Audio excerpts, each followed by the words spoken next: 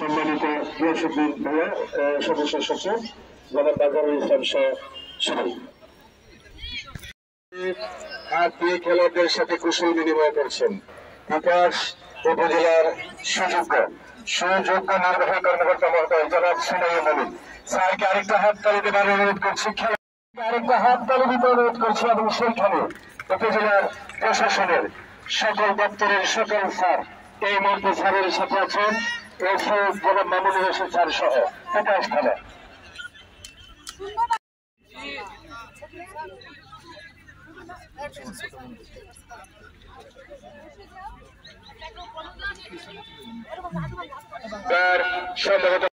খেলোয়াড়দের সাথে আমার সকল ফুটবল সকল স্যার ঠিক মাঝখানে আছে আমাদের ইউএনও মহোদয় জনাব সুমাইয়া মমিন স্যার, আজকের মূল আকর্ষণ।